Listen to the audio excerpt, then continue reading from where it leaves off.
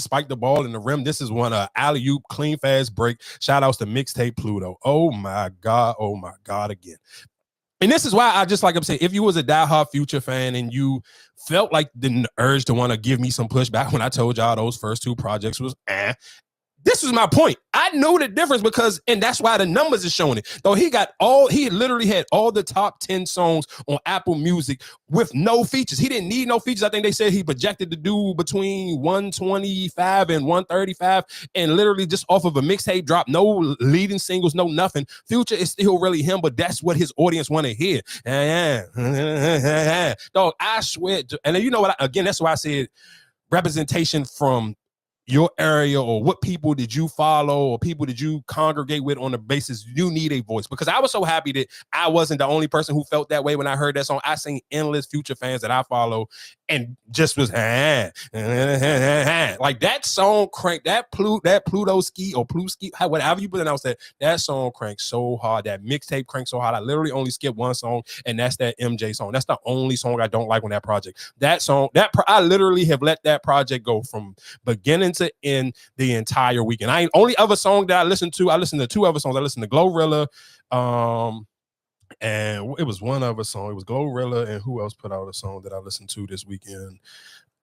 Meek Mills, the Cybertruck junk, but the Cybertruck by Meek Mills, that was cool. Like, it wasn't nothing crazy, but I listened to I would literally force myself to listen to the rest of the Future. I mean, because I already knew what the Glorilla was going to hit on. The Meek, I played it maybe like 2 or 3 times. It was cool. Meek just dropped on the wrong day. You can't drop on the same day as Future, but that Cybertruck from Meek is cool. I love the Glorilla junk. Glorilla is literally another person who helped me look like I know everything about music, and most of y'all niggas just don't know nothing. So I'm cool with, I appreciate Glorilla dropping another hit. That is 5 for 5 from Gloria this goddamn year.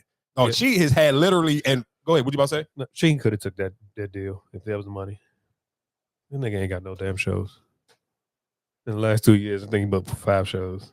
And I think he on the next show he got is with Soulja Boy for New Year's Eve on concerts. Yeah, he was on 11 Friend. I know he was. Yeah, but that's what I'm saying. So you could have took the money. You ain't getting booked for nothing else. I mean, he could have, but maybe he felt like that money wasn't worth however he felt about his social media. I don't know. I don't follow Chingy. I honestly don't care. But I just wanted to prove to you that the power of social media, because you think it's just something that you can sneeze at. And I'm telling you, you can't. You just said you ain't following, so that power ain't that much of a social media for him. Well, he can't. Well, guess what? He canceled his stuff. Obviously, it means something.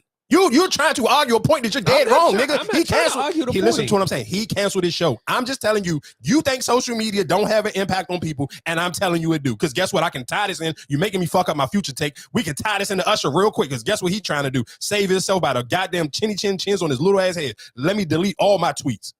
You keep thinking social media ain't real because you don't use it. Everybody else use it. Niggas know that you need social media if you want to generate some type of income for yourself. And then Usher try to sit here and get out and lie and sit here and say his Twitter got hacked. Nigga, please. Ain't nobody hacking your Twitter to delete 7,000 tweets. Cut the jokes. Like, tell that to a lie to somebody else. You know how long it's going to take unless you buy a software to delete. I'm sure it is a program that can delete all your tweets, but I'm 100% positive they wouldn't have deleted all 7,000.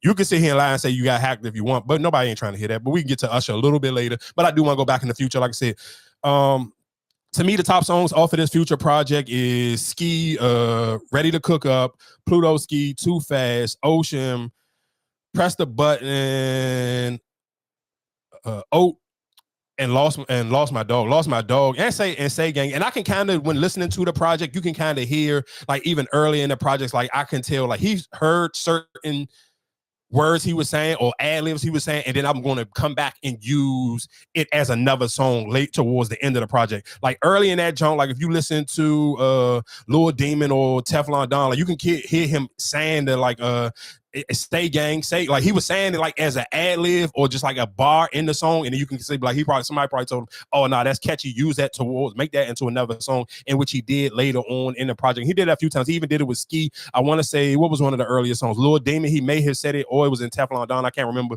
but in one of them he was playing around with the ski part in there, and then he changed and turned that into a song. Like I said, to me, this was the project I was actually looking for from Future. This is still by far better than both of them other projects. And I do think the cool thing about Future, it was kind of, he probably had the realization to himself where it was like, I kind of gave Kendrick an alley-oop that I didn't think that was going to go my way. So let me kind of help cut the lights off a little bit. Like I threw him this pass to cut it on. I got to kind of quiet it down a little bit. And that's all realistically, even to water down other hot songs, all you just need is more other hot projects for people to talk about and start to listen to, and then it will easily knock off songs down. The Billboard charts will slowly fall down. I mean, of course, Kendrick's year is already solidified because he's going to perform at the Super Bowl, but to kind of erase the momentum, if you're a Future passing that torch that you probably didn't think completely out, I'm sure that's why he dropped this project. And I'm sure Future fans are absolutely happy, and that's one of the reasons when I'm just listening, I'm like, damn, niggas was talking about you ain't rushed to go hear the Future. You not a real Future fan. Like, or if you even felt like he didn't need this other project,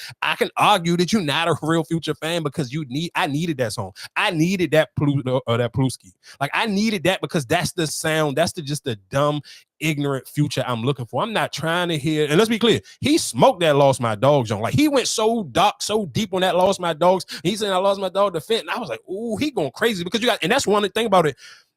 One of the biggest backlashes for Future is, oh, you the one promoting all the drugs, getting all these people to do drugs, and you don't do drugs. There's no way. I mean, realistically, common sense will tell you there's no way you can be a functioning addict the way in his music, the way he betrays himself to be able to record as much music and to be as successful as he is, because we realistically we seen enough junkies in music or in entertainment. You're going to slow down if you really are a real live junkie. So that's why people kind of that's one of his biggest critiques. So for him to make a song and talking about losing a homie of his from taking a bad drug,